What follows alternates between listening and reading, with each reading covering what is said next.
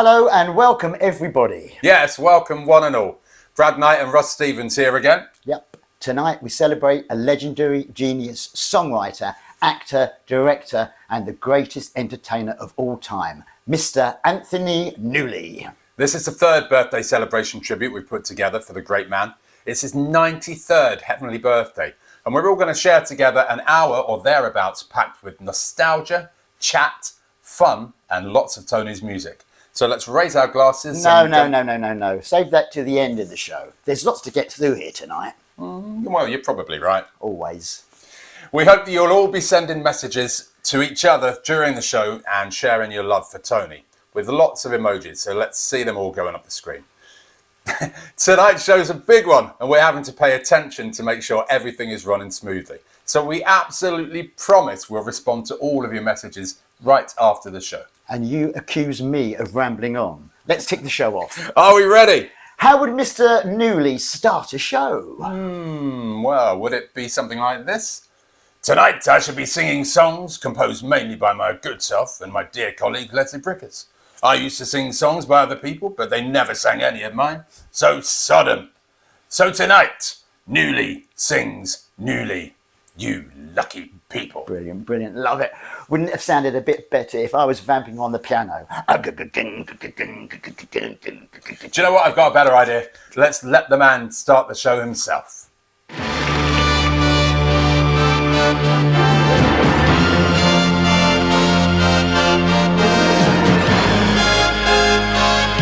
Ladies and gentlemen, Anthony Newley.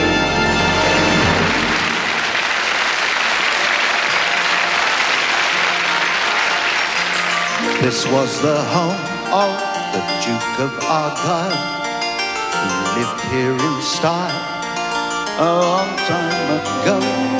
It was the best house in town. There was nothing better until they tore it down to make way for a theatre. From then until now, as most everyone knows, it's been the music hall where everyone goes. And even though the Duke became a clown, the house that gave us both of them is still the best in town.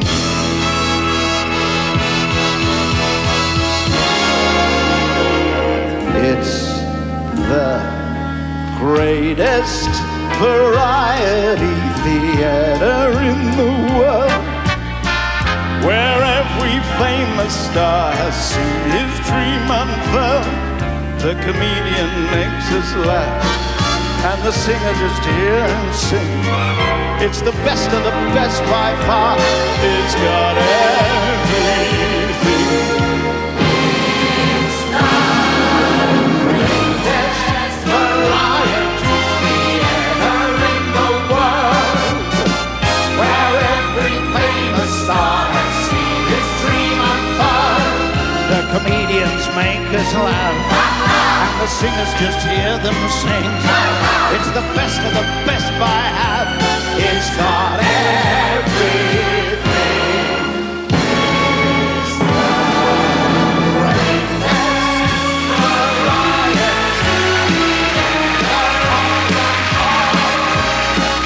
Some call it vaudeville, but we say music hall.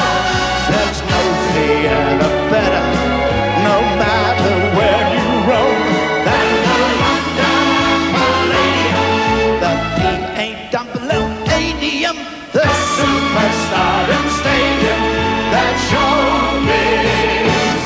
'Cause this was the home of the Duke of Argyll.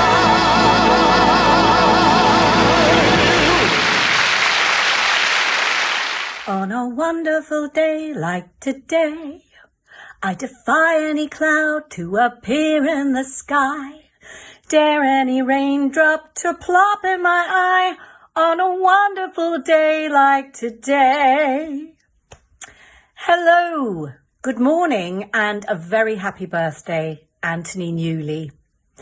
I first sang that very iconic song of Newley and Brickers when I was about 3 years old, and I think Anthony Newley was probably at the height of his powers. He was in West End shows, he'd written shows, he was a movie star, pop star, and I had the great honour of sharing the stage with him and other esteemed performers in 1987 when I took part in the Royal Variety Show. Mr. Newley was singing a specially written song by his friend Leslie Brickers, and it was called The Ghosts of the Palladium. He had an awful lot of people to remember, all of these stars who'd appeared at the Palladium from music hall down to the present day. I was portraying Judy Garland, who of course sang many of Newley's hits, and I remember a wonderful rendition of Once in a Lifetime. So I have got very fond personal memories of Anthony Newley, not least sitting in a fish and chip shop in Islington when we were rehearsing for the show. And I would like to wish him a happy heavenly birthday. He is now himself one of the great shadows of the London Palladium, on whose shoulders we all stand and whose memory will live forever through his wonderful legacy of creative genius. Happy birthday. West End and TV star, the wonderful Jessica Martin. Thanks, that was lovely. Come on, Russ, what a way to open the show. Amazing. As Jessica said, during that number, Tony had to remember every star that had graced the iconic Palladium stage over the decades. There were contributions in that show from Jessica as Judy Garland, Gary Wilmot as Nat King Cole, Hilary O'Neill as Gracie Fields, Peter Goodright as Arthur Rasky, Leslie Crowther with Bernie Winters as Flanagan and Allen. That's what I call showbiz. I wish TV was still like that. Now, I did tell you that tonight's show was full of surprises and some exclusives. Here's one of several inserts we're going to share with you about our new show, which is coming soon, Newley the Storyteller. We were hoping to preview our show before the end of this year, but a certain person decided to fall off a stage a couple of months ago and fractured his arm. He means me. Yes, I do. I started a trend. Sir Ian McKellen copied me the day after. If it's good enough for Sir Ian, it's good enough for me. So that did put us quite a bit behind with our preparations for the new show, but gives us just a little more time to iron out the creases. The Newley show we put together is very upbeat and reflects over 5 decades of Tony's wonderful music. It's a vast catalogue and almost impossible to decide what to use. These next few songs from The Storyteller have a scene before them. Yes, they do. We took a couple of Tony's songs in a scene out of context and used them in a different way to portray his sadness, anger, disappointment and rage when his musical Chaplin didn't open in the 80s. During our meetings with Tony, he told us of his heartbreak. I will never forget the look in his eyes. And that was a decade later. We've cut much of the dialogue, but let's have a look at Brad as Mr. Newley. You can't make a fool out of Newley. The last laugh's on me. The last laugh's on me.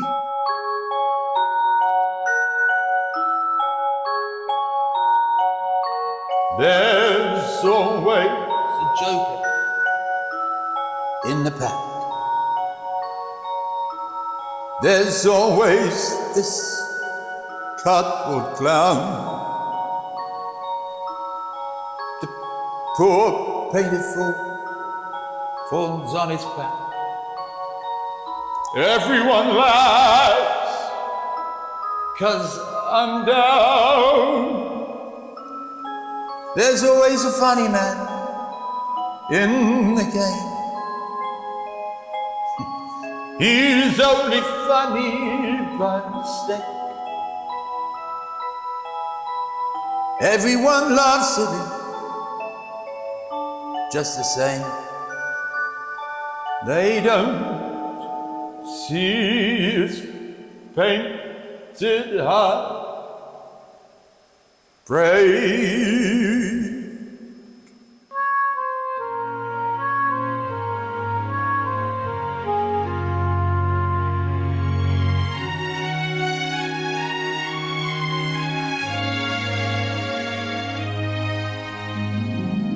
Look around you, Mr. Clown. You're drowning in your dreams. A sea of strangers, each one reaching out for you. Made us laugh Mr. Funny Man. Fame at last, Mr. Funny Man. Could the love you crave be waiting in some woman's heart? Or must you spend these endless nights alone among the crowd, bowing for their laughter in the dark, wiping off the custard pie that love just loves to throw, knowing when the audience goes on that you'll be alive.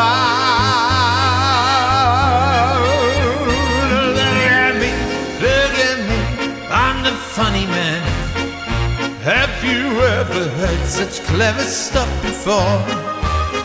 Applauded Time magazine, here's the laughter machine. I'm the man who makes you laugh. You killed them at the palace, and you thrilled them in LA. The waiters at the deli know it all by heart. Make us laugh, Mr. Funny Man.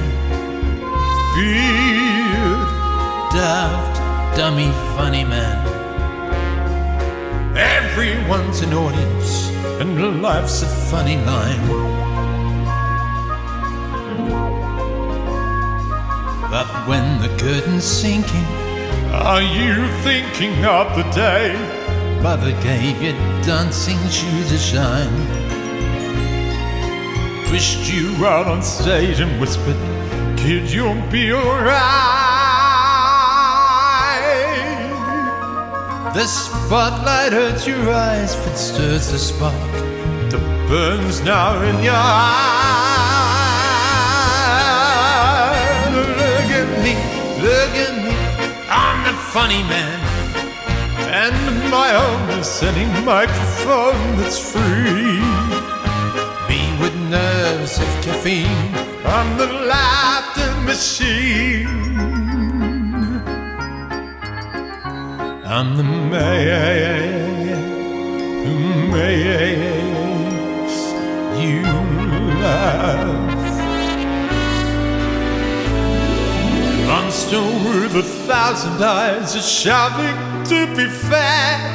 Get your head together for the second show.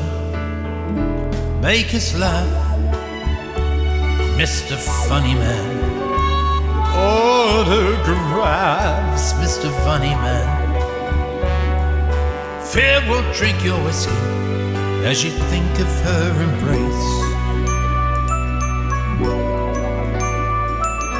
trying to forget her, though her letter of goodbye stares as you repair your painted face. When did she discover that the spotlight was your love? I ask my own reflection and I see the funny man was me.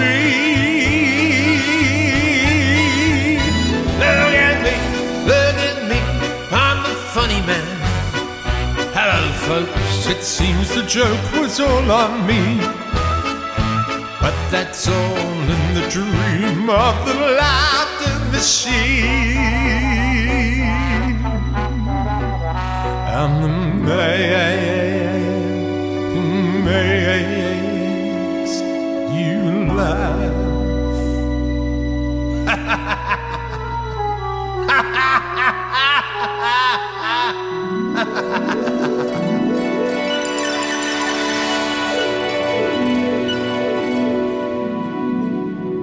The Joker, written by Tony and Leslie for War of the Grease Paint, and The Man Who Makes You Laugh, written by Tony for the American Comedy Awards in the late 70s, dedicated to all those comics, clowns, and as Tony once said, fruitcakes. Now we come to another tribute from a dear friend to both of us who's been enjoying great success recently, portraying one of our much-loved comedy legends, Damien Williams. Chiller, I went to the doctor's. I said, Doctor, I've broke my arm in 3 places. He said, well, don't go to those places. Now, I had the privilege of seeing Anthony Newley live in when he was playing Scrooge in Leslie Bricuss's musical Scrooge in Birmingham. And, I mean, people talk about star quality and legends these days, and it's used far too much. It doesn't really mean anything, but I can honestly say, when Anthony Newley walked onto the stage, you knew immediately you're watching a star. I mean, his presence, the way he held that audience captive from start to finish, his voice, everything about him, he had amazing star quality. He was a legend. He was and is a legend. And it was a masterclass in how to do it, and it completely blew me away. I'll always remember it. So, you know, thank you, Anthony Newley. Happy heavenly 93rd birthday. Big love to all the fans. I hope you have an amazing evening. I shall raise a glass. Yes, I'm on the whiskey diet. Well, I lost 3 days already. Bless him. Funny man, Mr. Damien Williams, as Brad said. He's been storming on stage as Tommy Cooper at the Edinburgh Fringe Festival recently in The Last Laugh, alongside Simon Cartwright as Bob Monkhouse and Bob Golding as Eric Morecambe. An outstanding show with great reviews. Time to reminisce once more now with a song from a very young Tony.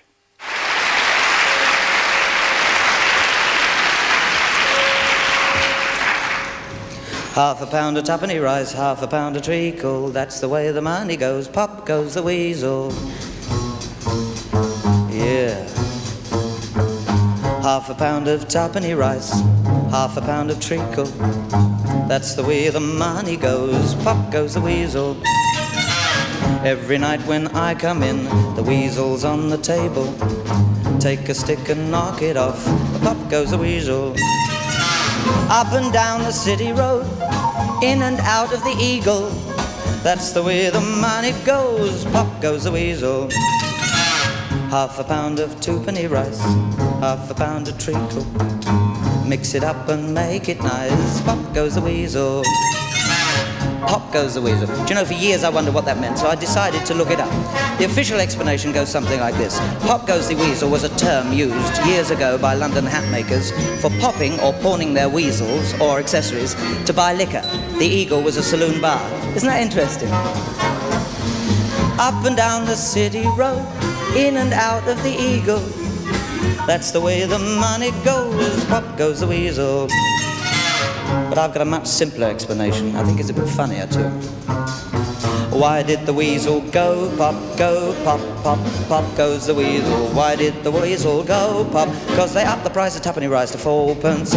How did the pop get into the weasel? Weasel, pop goes the weasel. How did the pop get in there? Well, the weasel caught his beakle in the treacle. Now if you've got a weasel and you don't want him to pop, the next time you go shopping, don't take him in the shop. 2, 3, 4, half a pound of twopenny rice, half a pound of treacle, that is the way that the money goes, pop goes the weasel. Every night when I come in, the weasel's on the table. Now I take a stick and I knock it over, pop goes the weasel. Up and down the city road, in and out of the Eagle, that's the way the money goes, pop goes the weasel. Together now, half a pound of tuppenny rice, half a pound of treacle. Now I mix it up and I make it nice. Pop, pop, pop goes the weasel. Pop, pop, pop goes the weasel. Pop, pop, pop goes the weasel. Now, would you excuse me a minute? I'm just going to pop a weasel. I love him so much. Me too. Okay, ladies and gentlemen, here's another lovely message from a very, very special lady. Hello everybody, I wanted to say a very special thank you to all you Newley fans for celebrating Dad's birthday again this year. It's such a joyous occasion and it's so wonderful to see so many of you who still love and will not forget what a magnificent performer Dad was and how much he gave to us all through his love and through his music. Thank you for all the things that you do, all this timeless energy and love that you expend to keep his memory alive in our hearts and in our minds. He truly was one of the most special people, and I feel so blessed to have been a part of his world and a part of his teachings. He really was my first teacher. And I remember when I was 13, he took me down into the rose garden and tried to teach me how to meditate, looking at a rose. And at the time, I didn't fully understand what it meant to meditate. But he taught me about the minutiae of life and the maximum of life and the joy and the sadness. He was a complex man, but he was such a beautiful man, as you all know. And I thank you all from the bottom of my heart for being a part of this great meditation of his life, which continues to carry on and bless us all. God bless, and happy birthday, Dad. Tony's daughter, Tara, thank you so much. Absolutely beautiful. Really beautiful. Well, we promised you folks tonight was going to be full of wonderful surprises. And here's another. 3 Showbiz Legends of Variety. Hi, the Anthony Newley Appreciation Group. My name is Rusty Goff, and I was an Oompa Loompa in Willy Wonka's Chocolate Factory. The original Oompa Loompas, yes. And Tony Newley wrote some lovely songs for that movie. Come with me, look and see. Isn't that beautiful song you wrote? Fantastic. Anyway, have a great day, have a great time. Speak to you soon. Bye. Remembering Anthony Newley is like remembering a work of art because it's priceless and it's timeless. I first came across Anthony Newley in the wonderful film Dr. Dolittle when I was a child, and was so struck by his voice then that I made it my mission to find out all about him. And now, being a singer myself, I can appreciate so much the work that he's always done in Stop the World, I Want to Get Off, The Good Old Bad Old Days. And for me, and for so many singers around the world, Who Can I Turn To and What Kind of Fool Am I have become anthems. So long may Anthony Newley reign. Thank you. Hi boys, this is Bernie Clifton, and happy to pay tribute to the legendary Anthony Newley. 93 would have been this week, which is amazing how time flies. I did have the pleasure of seeing him just once in Doncaster, where he was comparing a rock and roll concert, and he was the definition of Mr. Cool.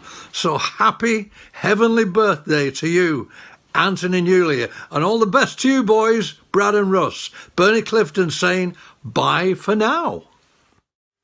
I love it. Bless them all. Indeed. Seeing Rusty there brings back so many happy memories for me. I must have done half a dozen panto seasons with him. Such a lovely guy. And you know, it was Mr. Goff that introduced me to fine wines. Was it really? Well, there's always someone to blame. Some weeks when you were doing 3 performances a day, we needed it. I can quite imagine. Thanks also to the most well-dressed man in the business, our dear friend Andrew Robley. And of course, comedy royalty and national treasure. And that is the wonderful Mr. Bernie Clifton. Thank you, guys. This truly is such a special night, and I'm really enjoying myself so far. Are you? I think it's brilliant. Knowing that we're sharing this with such wonderful, loving people.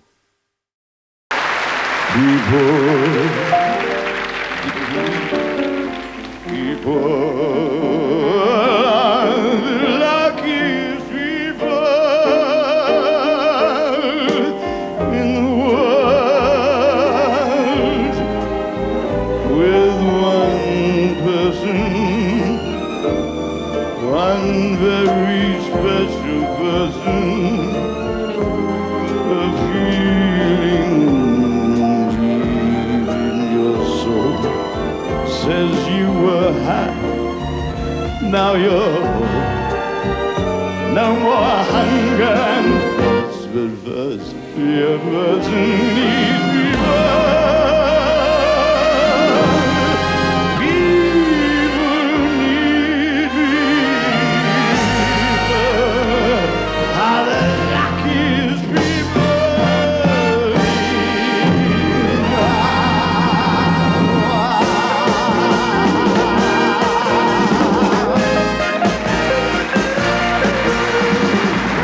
Johnny Barr here. I hope you're all well, and I hope you're all having a really wonderful evening celebrating the heavenly birthday of the wonderful, the incredible Mr. Anthony Newley, who I know we all love. I fell in love with Anthony Newley and came across him, I think I was about 12 years old. I think I saw him on the Parkinson Show, and he was in his DJ with his big bow tie and his hair, and he was larger than life, and he just had this incredible voice. And then over the years I bought the records and really got heavily into Stop the World I Want to Get Off and Who Can I Turn To and What Kind of Fool Am I as songs that I put into my cabaret show. But he was always a very big influence on me musically and stylistically, and just how, also I come from East London, also I'm quite small, I've got a big voice. He was my kind of go-to, going, well, he kind of made it work. So thank you, Mr. Newley, for that. And then in 1998, our paths crossed when John Langridge, the head of BBC Radio 2, cast me in the role of Mottle in Fiddler on the Roof. And Mr. Newley was cast as the role of Tevye. So on the first ever rehearsal, we all get introduced to him, and John gives him this very big build-up, and he was just sitting there. We were at the Sally Army in Oxford Street, and he had this big build-up by John Langridge, and he just literally just stood up and he turned around and he went, I used to be very big in the 60s. And he was just so funny, heartwarmingly truthful, honest, irreverent, joyous to be around. Anyway, then I was playing the role of Mottle, as I said, and I had one big song, Wonder of Wonder, Miracle of Miracles. And I was having a bit of a problem with it, thinking, what do I do with it at the end? And I had various options to go up or down or sing what was written. And then anyway, one day I said to him, we were chatting, and I said, could I ask you a question? He went, sure. And I said, what would you do with the end of that song? And he said, kid, if I had a voice like yours, I'd button it. Oh. And he went, no, you don't know what I mean, do you? And I went, I absolutely do not know what you mean. And it's apparently button, well, it's not apparently, it is. It's an Americanism for ending a song big. You button it, you give it a big ending. Well, I never really had the guts to do it in rehearsals. And then on the day of the recording at Golders Green, I went for it. Now, we were all sitting down in rows of seats. It was a concert version, basically. And the orchestra out there and the audience were all up there. And I was sitting here and he was sitting there about 4 or 5 people down.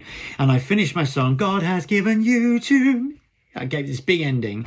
And then I sat down and he leant forward. I'm sitting there and he leant forward and he went... And I will never, ever forget that thumbs up. That's lived with me till this very day. And it's a very dear treasure, memory that I have of him and of that night in my career and my life. So happy heavenly birthday, Mr. Newley. Thank you for being the most incredible influence to not just myself, to so many other people. David Bowie, Barbra Streisand loved you. Judy Garland loved you. We all love you. So happy heavenly birthday to you, dear sir. And thank you so much, Brad and Ross, for asking me to be part of this evening. And more importantly, I'd like to say a very special thanks to Sue Self for starting this group 17 years ago. I don't think I've been a member that long, but I have had the great pleasure of singing for you all over the years, and it really has been a pleasure. So have a wonderful evening. And again, Mr. Newley, happy heavenly birthday with all my love. And to you all, Johnny Barr. Bye. The fabulous Johnny Barr.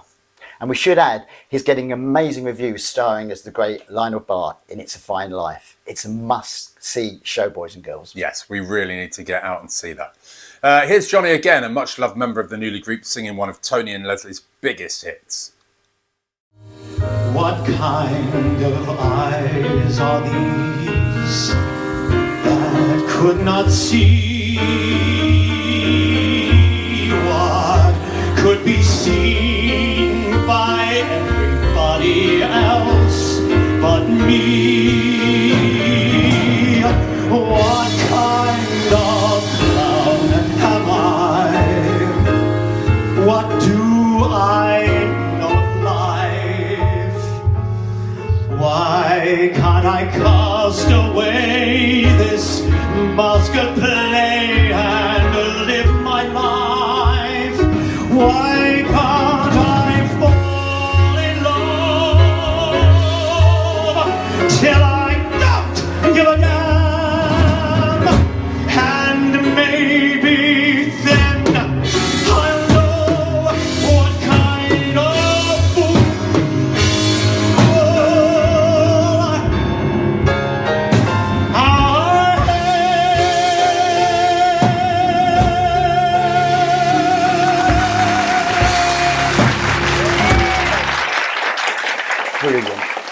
absolutely brilliant. Thanks so much for that, Johnny, and all our love and best wishes with It's a Fine Life. Here's another tribute from a very talented lady that we all adore. Absolutely. Now, didn't she do a one-woman show in the West End to endless stand innovations a couple of months ago? She certainly did. And the same happened during her concert at Carnegie Hall last Christmas. Now, what was that concert all about? I don't know, some woman that had a big hit with Over the Rainbow? Hi, happy birthday, Anthony Newley. Mwah! 93, blimey.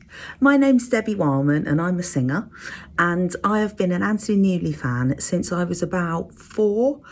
When I was little, my dad made me a compilation tape called Deb's Tape, and on it was Pop Goes the Weasel, and I thought it was brilliant. Poppity, poppity, pop! I thought he was great.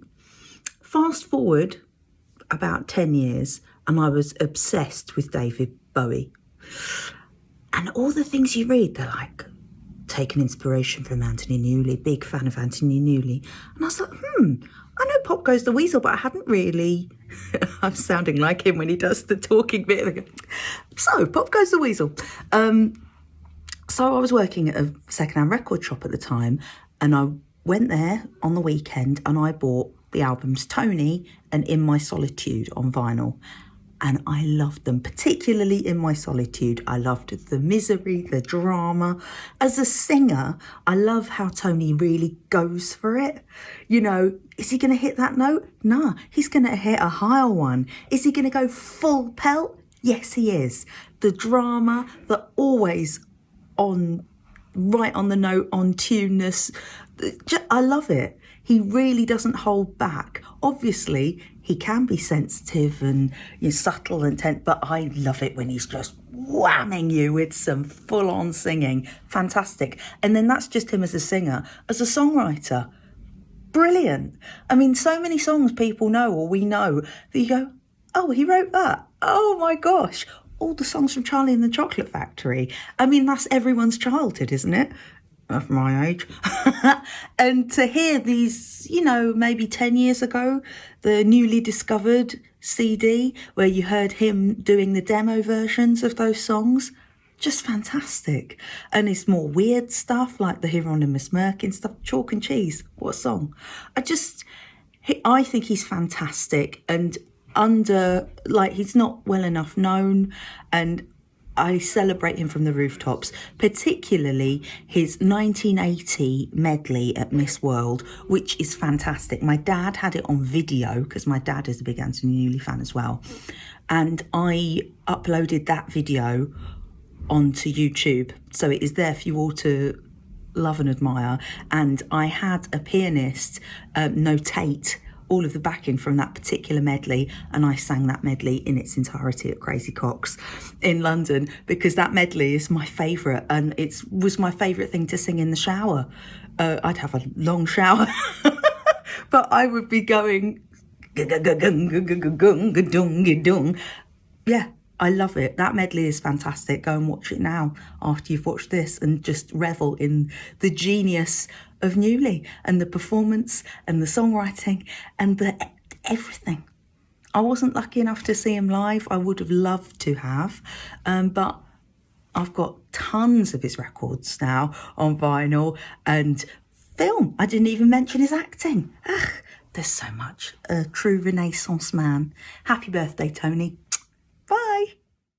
The sensational Debbie Wildman there. We both love her so much. And you'll remember, this time last year for Tony's birthday, the three of us presented the Judy and Tony show, Unsung Duets. We had an absolute blast. It was a real pleasure working with Debbie, and we love her to pieces. Now here's a quick look back to last year's special for Tony. You and I are going on together till the time we have is gone together. Watch the evening drawing on together. We may never get to heaven, but it's heaven, at least to try.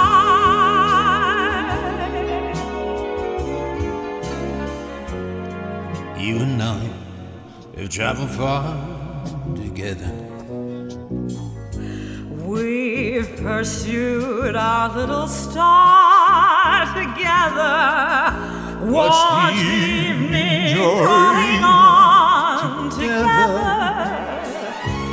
Growing older, Growing closer. making memories that light the sky that only time can make. That only love can make. That only we can make. You and I. Absolutely brilliant. Well, here's a little snippet from our forthcoming show, Newly the Storyteller. Songs of love and glory for each one of you, my friends. Let the storyteller cast his spell upon you while he plays pretend. I am the storyteller and my story never ends. As for your smile, it's lyrical, friendly and warm as a summer's eye. That face is just a miracle. How could I ever find words to say the way that it makes me happy? Whatever the time or place, I'll find in the book what I find when I look at that face. Just a once in a lifetime, a man knows a moment. One wonderful moment when fate takes his hand. And this is my moment, that once in a lifetime where I can explore a new and exciting land. And could I somehow learn to live in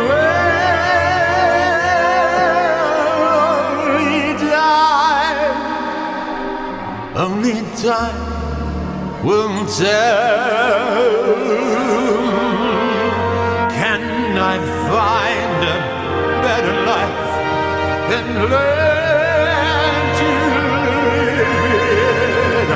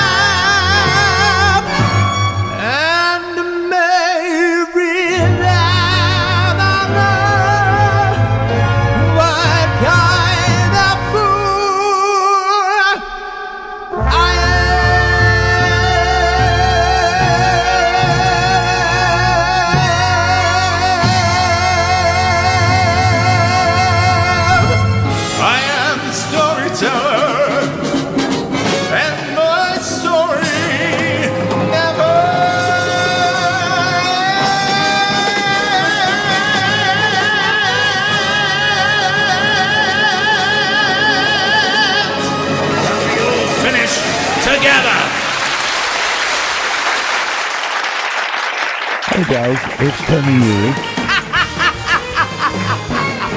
Make 'em laugh, make 'em laugh. Don't you know everyone wants to laugh? My dad said, be an actor, my son, but be a comic one. They'll be standing in lines for those old hockey-top monkey shines. Oh, you could study Shakespeare and be quite elite, and you could charm the critics, but you won't get to eat. But slip on a banana skin and star them toot sweet. Make 'em laugh, make 'em laugh, make 'em laugh. The following soundbite isn't of great quality. It was recorded on my small hand cassette recorder one afternoon when visiting Tony's house in Esher. We were looking for songs for the album. Actually, we was looking for one song, Candyman. Tony was going through cassette after cassette looking for his favourite version. This small section was recorded after about 2 hours, when we were still looking for it. It shows two things. One, I was with Tony, not Newley, as you hear him talk about himself in the third person. When people say Tony was a sad guy, I think at times like this, when you can hear him laughing and enjoy himself. He plays one song, which I've only left the intro on, because it's sort of a bit rude, but I hope you enjoy listening to the overall thing. The plus of this is it's like we didn't say the first thing to say when we first arrived. Could we hear candy?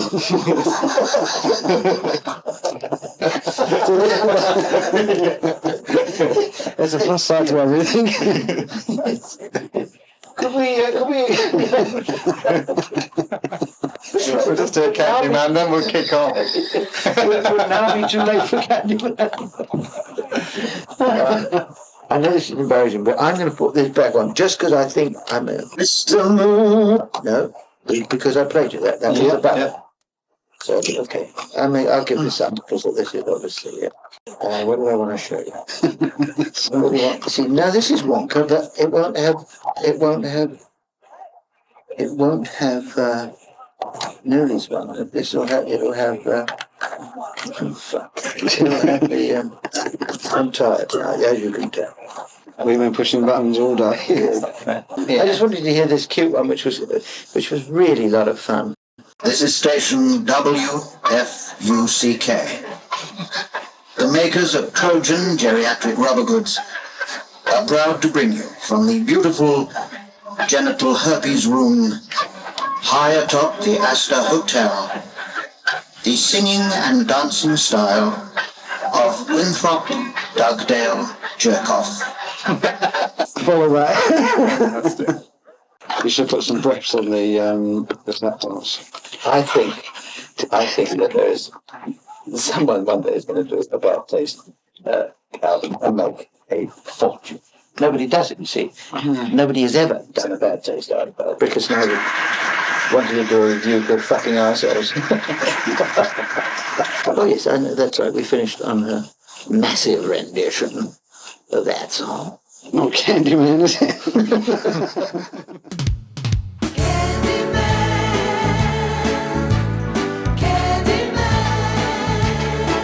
All right, kids, gather round. The Candyman is here. What kind of candy do you want? Chocolate, gumdrops, lollipops, anything you want. And it's all for free, because I'm the Candyman.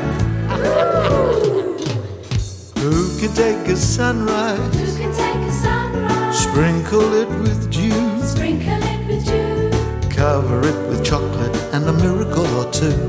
The Candyman. The Candyman. Oh, the Candyman can. The Candyman can. The Candyman can, 'cause he mixes it with love and makes the world taste good. Makes the world taste good. Who can take a rainbow? Who can take a rainbow? Wrap it in a sigh. Wrap it in a sigh. Soak it in the sun and make a lovely lemon pie. The Candyman. The Candyman. Oh, the Candyman can. The Candyman can. The Candyman can, 'cause he mixes it with love and makes the world taste good. Makes the world taste good. The Candyman makes everything he bakes satisfying and delicious. Talk about your childhood wishes. You can even eat the dishes. Oh, who can take tomorrow? Who can take tomorrow? Dip it in a dream. Dip it in a dream. Separate the sorrow and collect up all the cream. The Candyman. The Candyman. Oh, the Candyman can. The Candyman can. The Candyman can, 'cause he mixes it with love and makes the world taste Makes good. the world taste good. The Candyman makes everything he bakes satisfying and delicious. Talk about your childhood wishes. You can even eat the dishes. It'll save on the washing up. Oh, who can take tomorrow? Who can take tomorrow? Dip it in a dream. Dip it in a dream. separate the sorrow and collect up all the cream. The Candyman, The Candyman, oh, the Candyman can. Candyman can. The Candyman can, 'cause he mixes it with love and makes the world taste good. And the world tastes good 'cause the Candyman thinks it should. The Candyman, the Candyman, Makes the world taste good. oh, oh, the Candyman, the Candyman, the Candyman,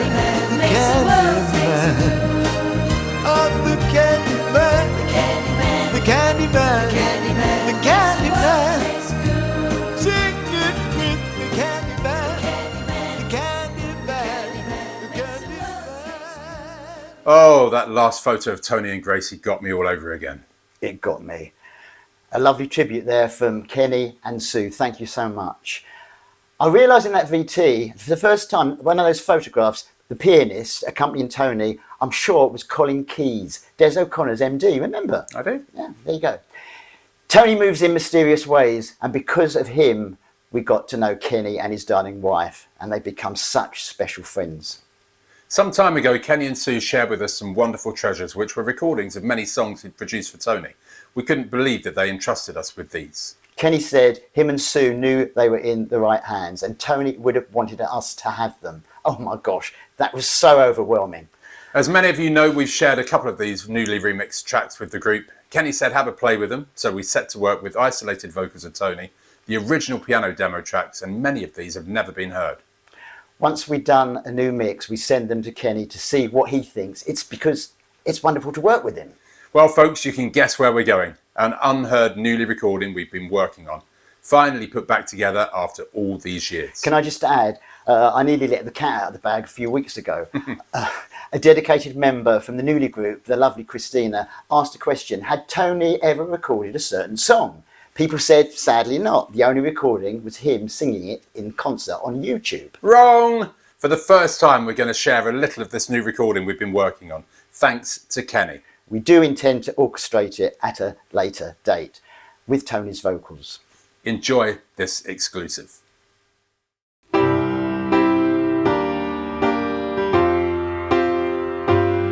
We ought to write a song, sighed the poet to the music man. Once upon a journey down the road without a name. It's not the fame, he said, though God knows we need the bread, but just to see the love in people's eyes. Wouldn't that be nice? If you can make a rhyme, I'm your fella, said the music man, reaching down inside himself to where the music lay. I'll take your words, he said, all those songbirds in your head, and turn them into birds of paradise. Wouldn't that be nice? So they sang their song for lovers on that long and lonely road. Every day forever, from LA to Buffalo, they sang of love for everyone. Imagine their surprise when no one answered. Wouldn't that be nice?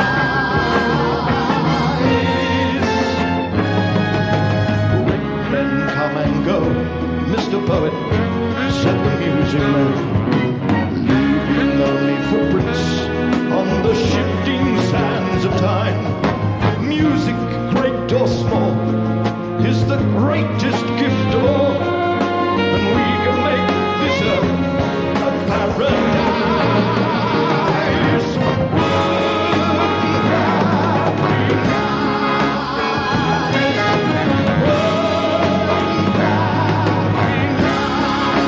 be nice?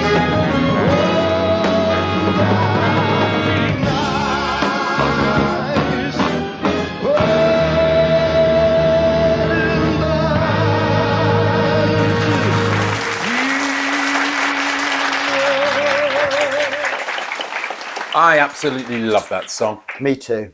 Thanks again to Kenny and Sue for putting your trust in us and for your friendship. They both do so much to keep Tony's memory alive, and we all appreciate it. Love to you both. There's no such thing as love. There's no such thing at all. There's no such thing as love. It's just a word the kids write on a wall. There's no such thing as love's old sweet song.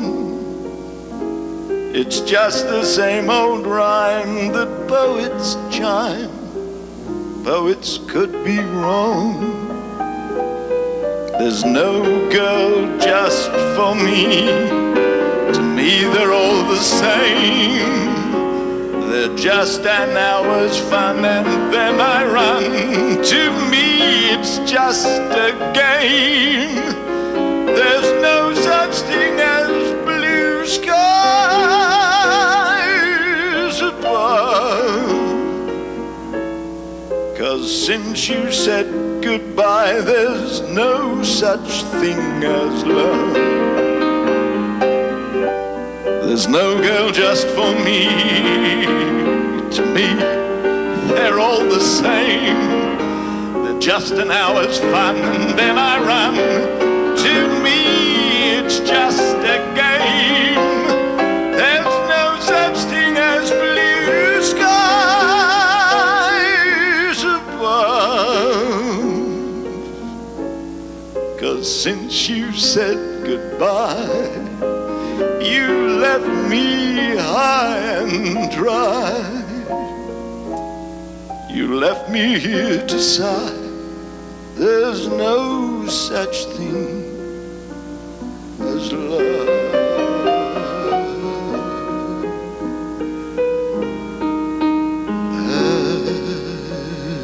As love. Mr. Ian Fraser, ladies and gentlemen. Isn't he the best? Well, there is such a thing as love, and all of us share that love for Tony. It has to be said that the love in the Newley group is so special. Really beautiful people that share their favourite songs, photos and memories of Tony daily. It's quite wonderful, and that group also had a birthday recently. 17 years, in fact, since the lovely Sue Self started the group. Sue is a very special lady, and her love and dedication to the group is second to none. Thanks, Sue, for all you do. We all love you so much.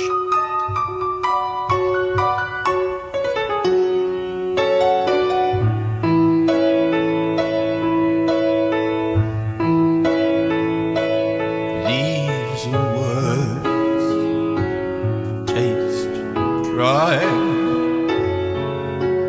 dying in my mouth. But I promise you a love song, and I have to wind my memory till it plays. We left so much unsaid, spreading love between the sandwich of our days. Are you still there? Somewhere long ago, with a glow as fresh as morning, and your eyes as wise as children's always are, starting life with a kiss in this old traveling salesman that I call my heart. It was madness, little dancer. I can see you down the days, your tiny hands pretending that they knew the way.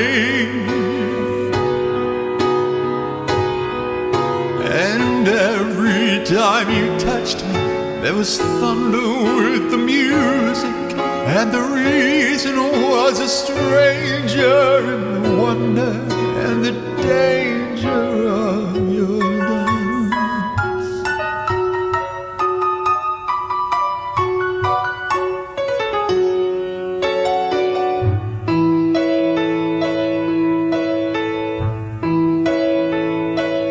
But you were spring. Winter came too soon, and a tune became your love song. And although you're gone each time your love song plays, I feel you in my arms, dancing to the music of our yesterday. It was madness, little dancer. I can see you down the days, your tiny hands pretending that they knew the way.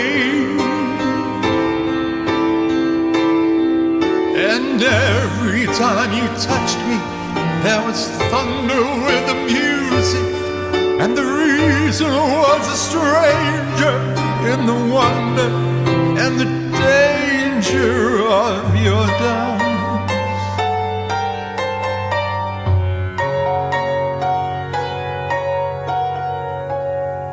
Reason was a stranger in the wonder and the danger of your dance.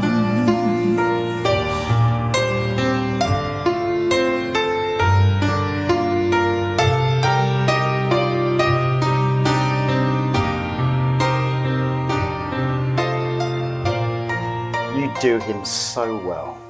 It's such a beautiful song and written for a very special lady. We rededicate it to her with much love. It's another great newly song that features in our forthcoming show, The Storyteller. We're back in America in November to follow up on our March meetings about bringing our show to the USA in 2025. And don't forget, folks, there will be previews of the show in the UK before we hopefully take it on tour. Now, we can't say too much at this stage, but we do also have a producer that's keen to promote the show around the UK. We'll keep you all posted. Exciting times. Back to the tributes now, and here's Gary Bland. So, Brad Knight and Russ Stevens, I have you to blame for me appearing on camera. And I'm very, very happy to do so. Well, the lads asked me to say something about Tony and my relationship with Tony. Now, unlike a lot of people who will be saying a few words, I never met Tony. I can't regret it because I can't do anything about it. But I'm sure if he was alive that we would have got to have met by now. I love his music so much. I like him as a man. I like him as a producer and a director and a singer. I love his voice. As weird as it did get as he got older, it was a lovely weird. And thank you to him. We had David Bowie with his wonderful voice. So there's good link there, and I like David Bowie as well.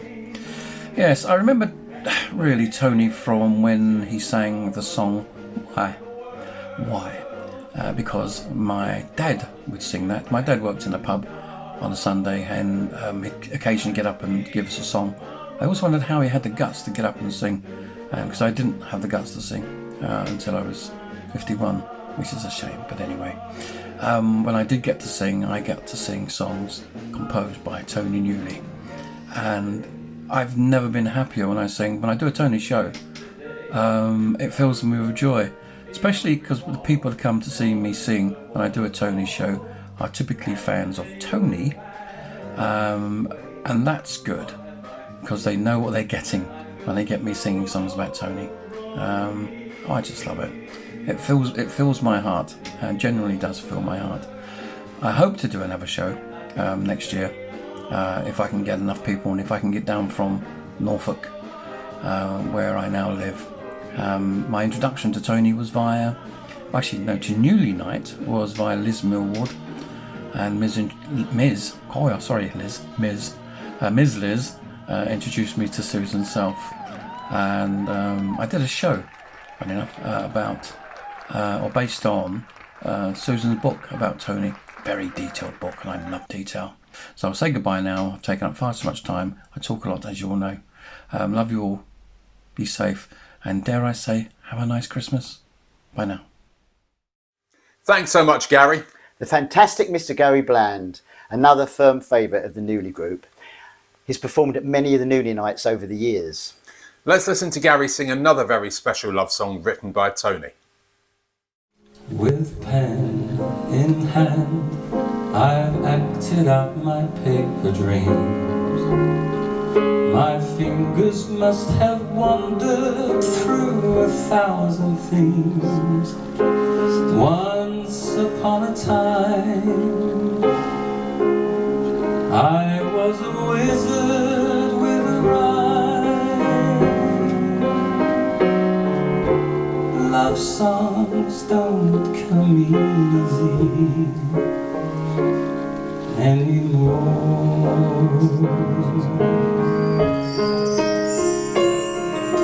Suddenly, I'm out of step and out of tune. You smiled at me and everything went moon and you. Now that I found out what it's really all about, love songs don't come easy anymore. If I could tell the world the way I feel, I doubt if they believe that you were real. How can I convince somebody else when I can hardly believe it myself?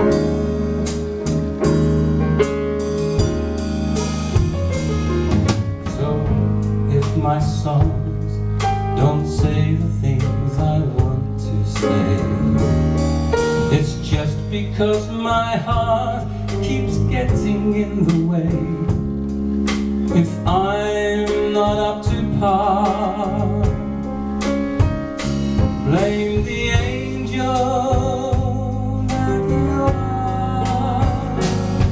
I've never been so much in love before.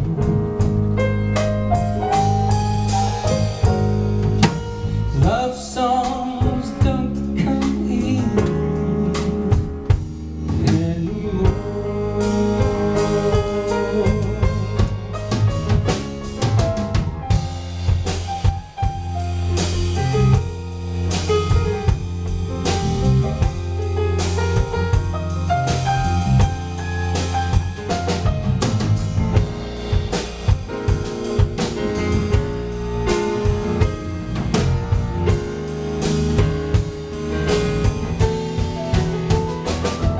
So if my songs don't say the things I want to say, it's just because my heart keeps getting in the way. If I'm not up to par, blame the angel that you are. I've never been so much in love before. Love songs don't come easy anymore.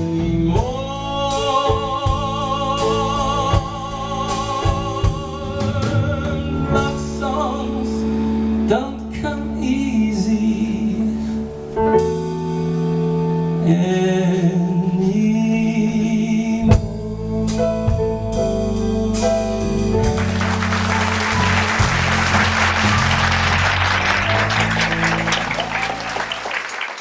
Mr. Gary Bland, ladies and gentlemen.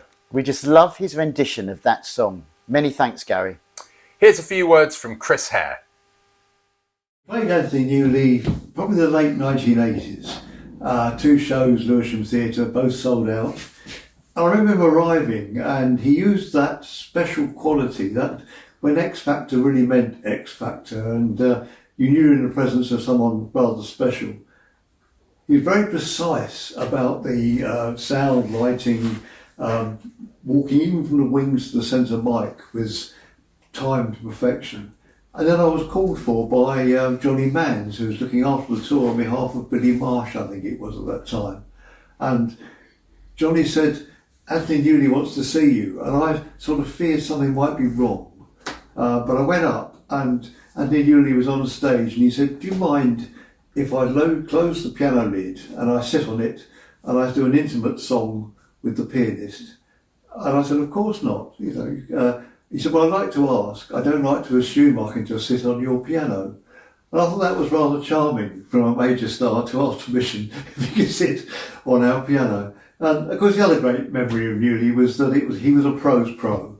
The place was full of professional artists who'd come to see him. And afterwards, it was like a who's who waiting outside his dressing room to go and speak to him. I remember Peter Snow, the broadcaster, Anne Shelton. Everyone was a kind of a name, maybe 20 people there who'd all come to the show to see their hero, a prose pro. So I think that's probably the greatest accolade I can pay him, was that he was a professional's professional. That was Chris Hare sharing his memories. A great guy. And by the way, folks, we've been chatting to Chris and discussing bringing a preview of Newley the Storyteller to the CAA in Covent Garden in the new year. More news on that soon. Thank you, Chris, and his lovely wife, Denise, for all your support. Yes, thanks so much.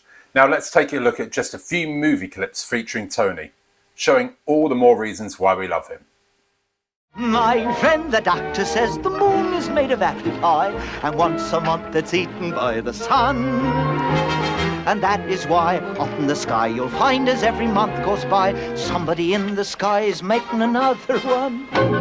My friend the doctor says the sun is made of cheddar cheese. The doctor even knows the reason why. The facts are these, try if you please pretending you're a lonely cheese. Wouldn't you want to try finding an apple pie? Of course you would. Quilp, you can call me Daniel, scruffier than a spaniel, slippery as an eel, the real McQuilp of fame, as cunning as a weasel. Well! Every little breeze will whisper my name, here in my home from home by the rat-infested river.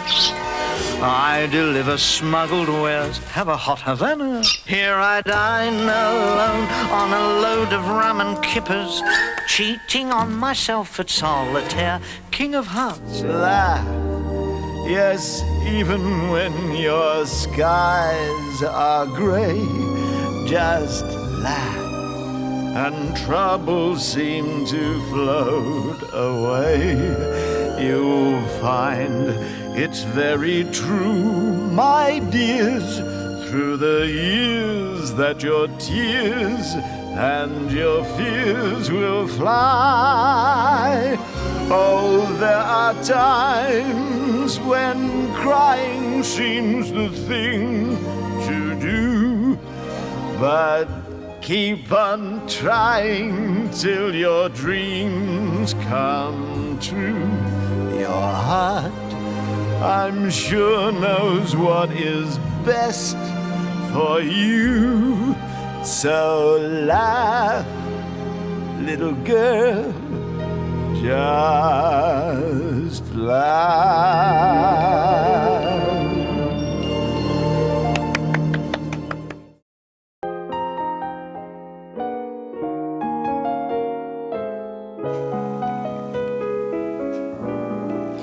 The first time I met Anthony Newley was at the Stage Door on the revival of Stop the World, I Want to Get Off in London. It was press night and I dressed all up in all my finery because foolishly I thought that was what we were supposed to do on press night. So you can imagine, you know, my dismay arriving at the theatre to see the performance that night, to find people in ripped jeans, t-shirts and all the things that entertainment isn't supposed to be. However, it was a great performance, and when Tony came out of the stage door, we managed to have a little chat. And being a fan of Tony's since I was a little child, I floated an idea to him about doing an interview. And imagine my great surprise when he said yes. He would love to do that, and to write to him via his agent in London, Peter Charlesworth, and we would sort it out. Well, I wrote to him as he instructed me to do, and imagine my surprise then a week later when he actually called me up at my home and said, when do you want to do it? So we very quickly arranged a time, and he suggested that we do it at the home that he had just bought in Esher, where he lived with his mum Grace. And basically that was my very first introduction with Tony Newley. The interview itself was absolutely wonderful to do. I thoroughly enjoyed it, and so much that I remember from it. Initially, when we arrived, we knocked on the door, and Tony opened the door, let us in. He was just in his dressing robe, and he said, forgive me, he said, I'll just go and put some clothes on, make yourself at home. So we went into the lounge area, which is where we were going to do the interview, and started setting up. Tony's mum Grace then came into the room, looked at myself and the other two people that were with me, and she said, "Oh, are you burglars?" Which to this day always chuckles me. I went up to her and said, no, hello Grace, my name is Paul Goodhead, and I introduced the other chaps. We're not burglars, Tony let us in. At this point, Tony then arrived in the lounge and explained everything to Grace. We had a good chuckle about it later.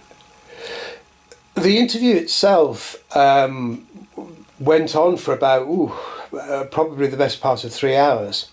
Once we'd edited it down for normal breaks that we had within the interview filming time, it probably ran for about 2 hours 20. And Tony only very, very quickly looked over the questions that I wanted to put to him, and he never asked us to take any of them out at all. He basically was very happy to do it, and he said that okay, let's do it, and we looked at various ways of setting the camera up, etc., but just decided on him being very comfortable in an armchair, so that he could relax and hopefully enjoy the interview as much as possible. One of the funniest things about it, that even though Tony had gone back upstairs earlier to get dressed, when he came down he had no shoes or socks on.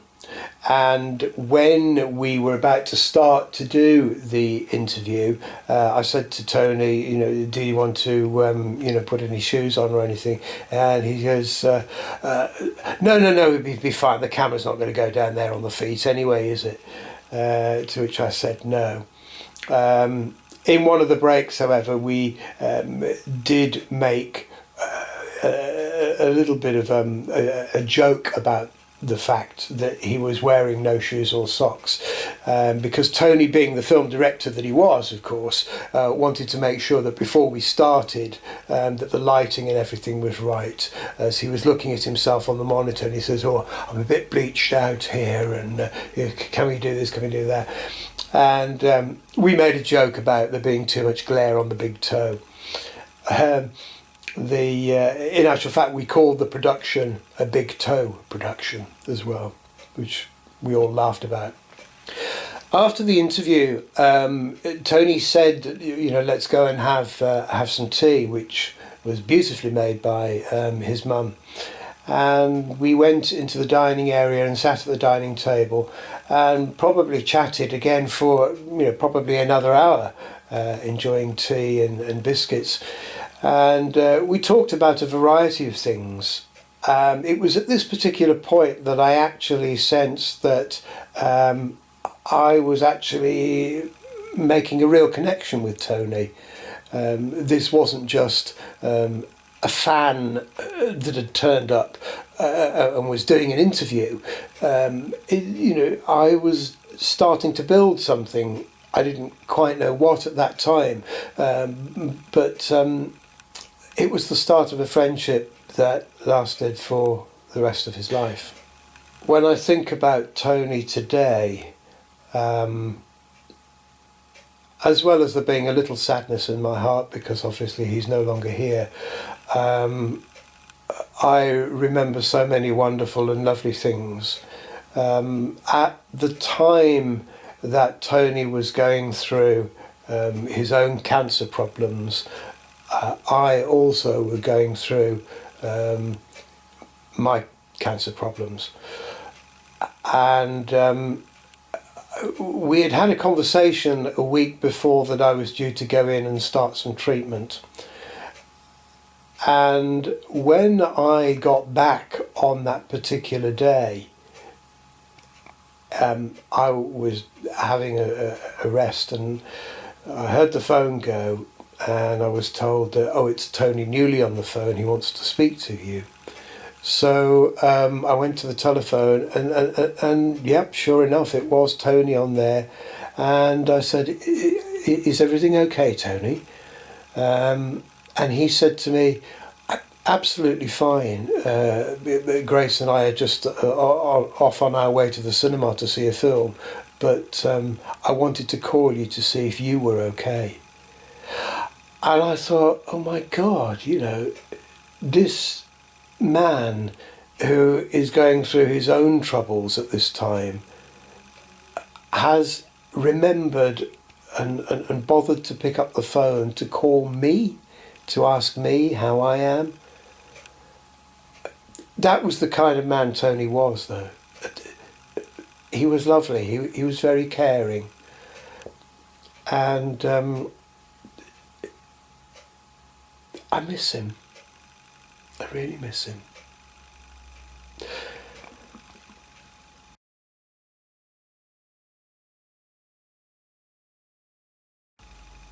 So tonight, Tony, I shall have a glass and I will raise it as I do every year on your birthday in your honour. Anthony Newley, I still love you, I still miss you. And you'll never ever be forgotten.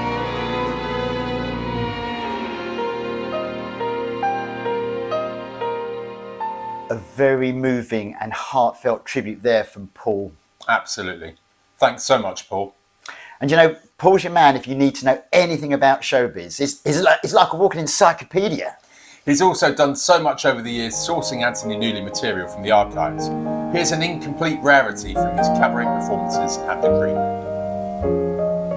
In that small cafe, the park across the way, the children's carousel, the chestnut tree, the wishing well, I'll be seeing you in every lovely summer's day, in everything that's bright and gay. I'll always think of you that way. I'll see you in the morning sun, and when the night is through, I'll be looking at the moon, but I'll be seeing you.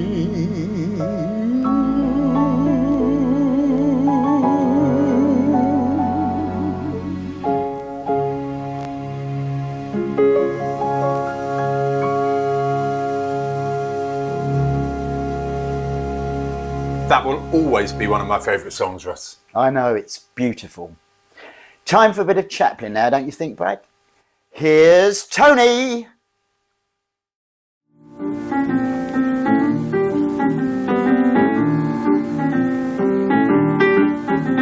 You and me, gee, we look alike.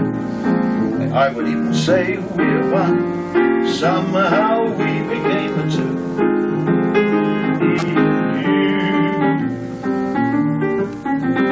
You and I, my, are we a pair, sharing everything we do. You're the old and I'm the new. Me and you. Left shoe, right shoe. You're quite cute. I'm the you, the Charlie Chaplin. That's us, me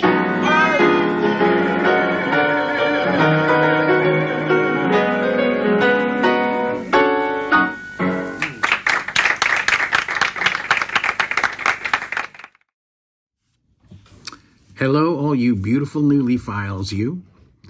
It's Rick Stoneback here in my home in Manhattan in New York City.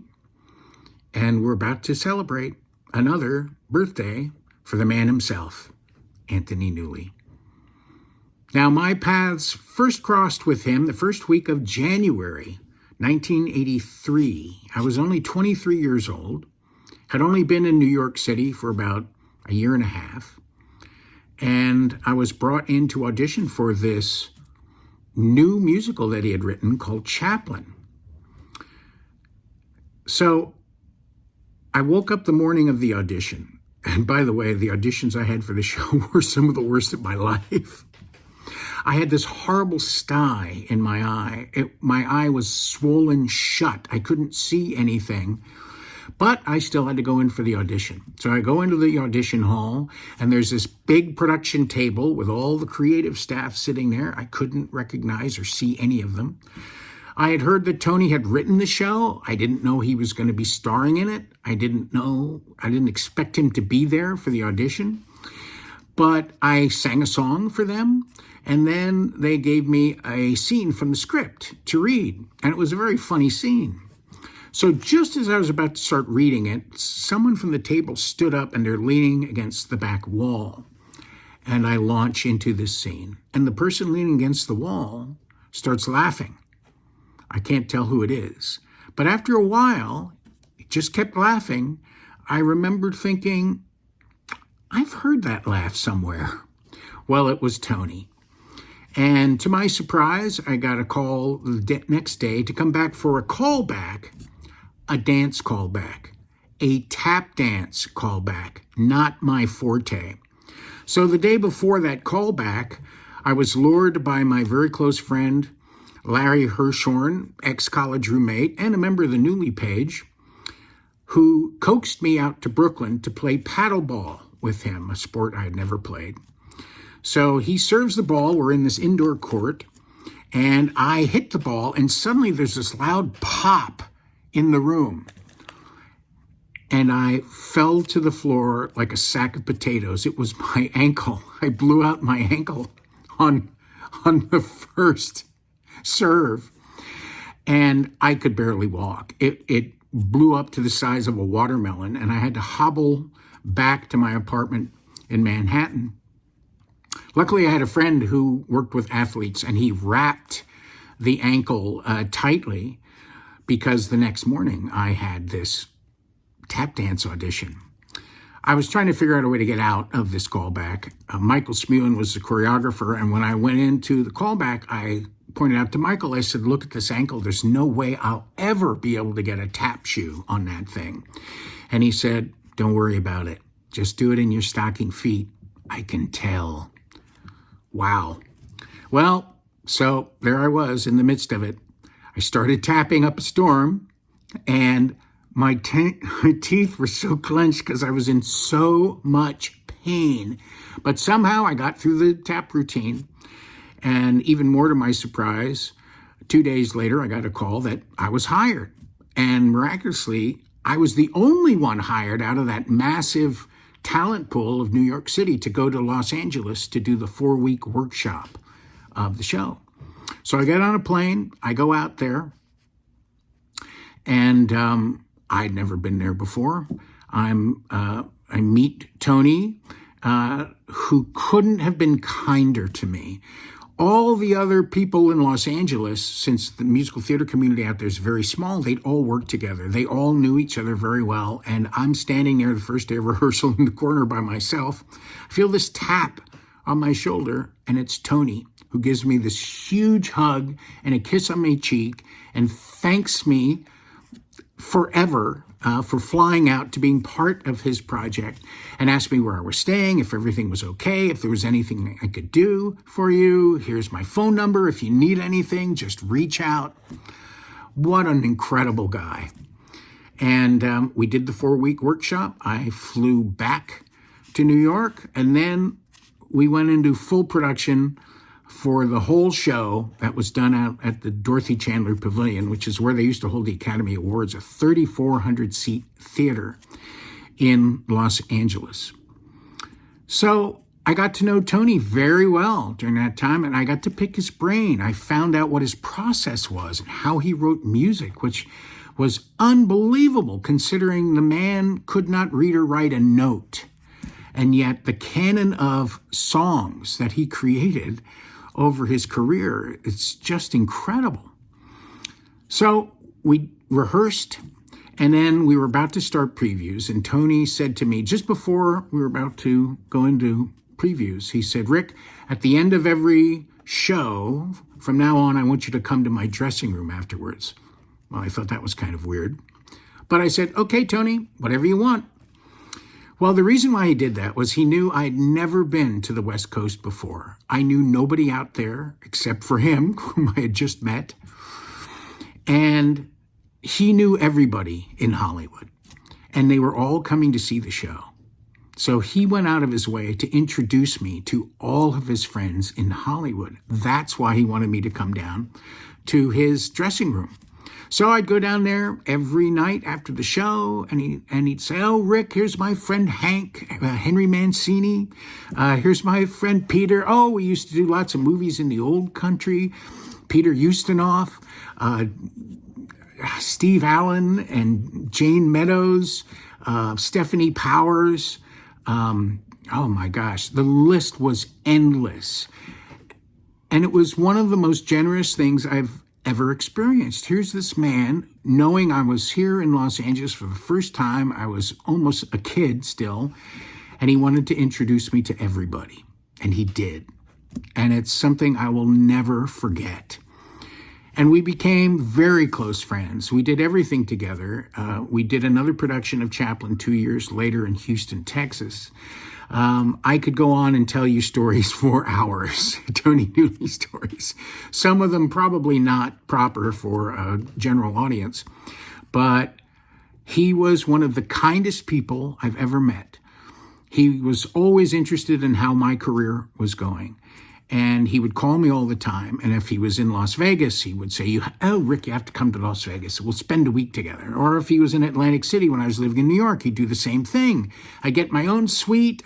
All of my food and beverages were paid for. I always got a seat at his table right in front of the stage. He just could not have been a better friend to me all the way up until his passing. And I feel honored, greatly honored to be his friend. And once again, I want to celebrate the birthday of a fabulous, fabulous man. Have a wonderful day. Once again, we are blessed with friends connected with Mr. Newley. Rick certainly has become a very dear friend. We had a really long video call with him a few nights ago, chatting about Tony, memories, and the business. He truly is a lovely guy. So thanks, Rick. Do you know what, Brad? It's amazing that so many of these wonderful tributes are from actors, entertainers, and singers that were starting out back then, including us. We were much younger. We've all got that one thing, that one man in common. If you were fortunate enough to have met up with Tony, he would take young talent under his wing. Johnny and Rick both say the same thing. Tony became like a mentor to us. My biggest regret is that Tony came into our lives too late. We didn't have enough time, and he was sadly gone much too soon. I think we all feel like that. Tony was once asked in an interview, what is the legacy that you want to leave behind for all your fans? He simply paused and replied, I just hope that people will remember me. And we always will. We'll continue to love you and remember you. Appropriately, the next song is once again from Tony's musical Chaplin. This song is performed in the show as Charlie Chaplin had been refused to ever set foot on US soil by the government due to his politics, tax evasion and scandal. As he's banished from a ship, he looks back at the Statue of Liberty and sings this song.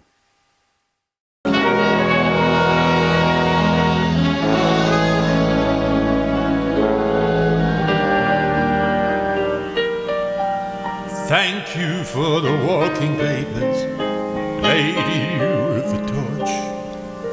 It seems New York's the last I'll ever see of you. I knew a star was falling fast, but now you've slammed the door at last. I guess I'll have to say goodbye to you, lady with the torch. Maybe a Dodge song will do.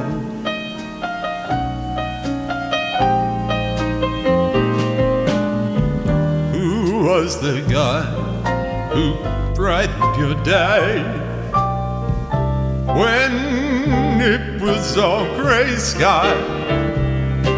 Hi there, lady, remember me.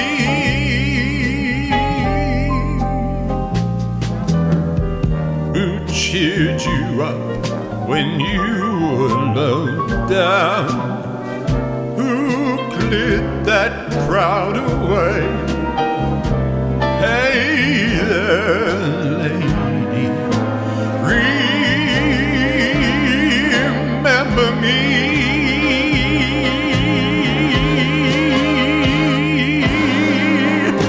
When you were much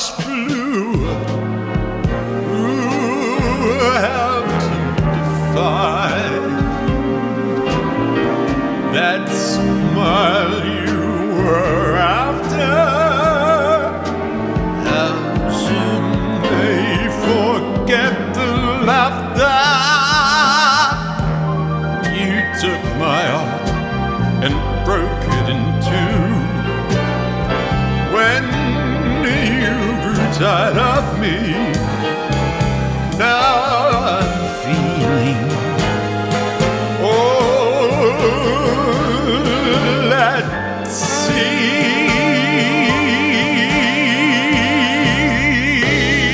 Can't you, lady? I guess the laugh's on me.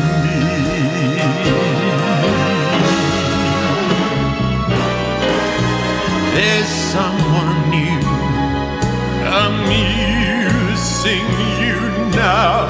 Sounds like you'll do just fine, China lady. Now we are free.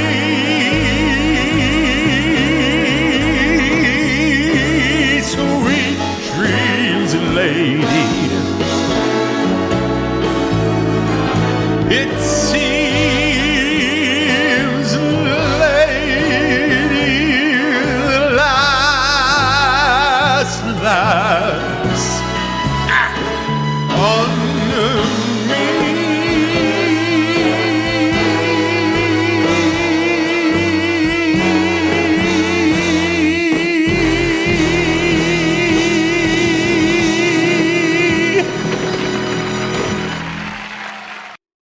Well, we're almost coming to the end, you lovely people. But I think we still have time for a couple more gems, Brad. Really? What did you have in mind? Well, you think of all those iconic songs that Tony and Leslie wrote back in the day. Think of them, I can quote him. He said, I recorded What Kind of Fool Am I? And then Sammy Davis Jr. had a hit with it. I recorded Who Can I Turn To? And then Tony Bennett came along. 10 million Italians bought it. Then I recorded Goldfinger. Shirley Bassey came along. She got the gold disc. I got the finger. Here's Tony and one of his most iconic performances, once again from The Ed Sullivan Show. Who can I turn to when nobody needs? My heart wants to know, and so I must go where destiny leads me. With no star to guide me, and no one beside me, I'll go on my way, and after the day, the darkness will hide me. Maybe tomorrow I'll find what I'm after. I'll throw off my sorrow, beg, steal, or borrow my share of laughter. With you I could learn to, with you on a new day. But who can I turn to if you turn away?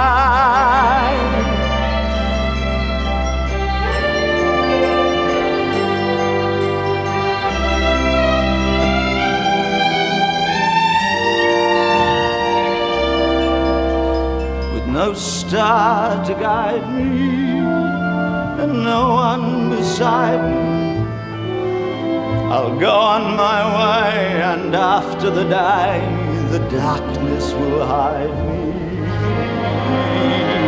And maybe tomorrow I'll find what I'm after. I'll throw off my sorrow, beg, steal or borrow my share of laughter. With you I could learn to, with you on a new day. But who can I turn to if you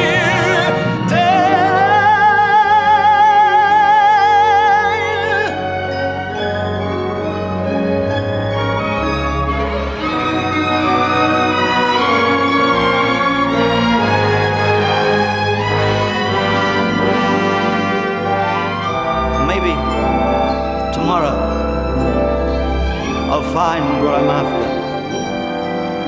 I'll throw off my sorrow, beg, steal, or borrow my share of laughter. With you I could learn to, with you on a new day. But who can I turn to if you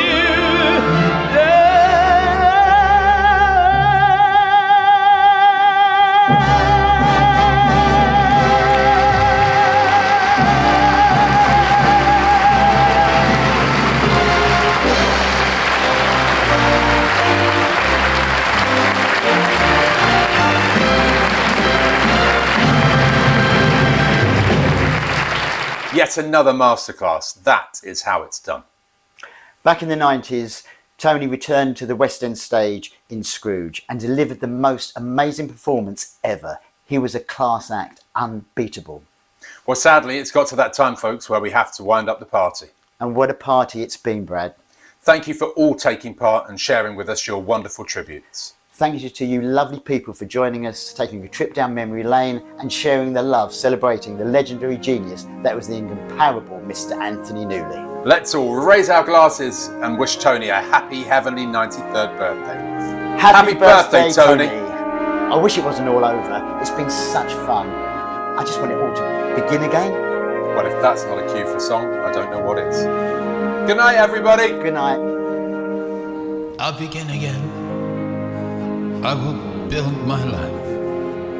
I will live to know that I've fulfilled my life. I'll begin today. Throw away the past, and the future I build will be something that will last. I will take the time I have left to live, and I'll give it all that I have left to give. I will live my days for my fellow men, and I'll live in praise of that moment when I was able to begin.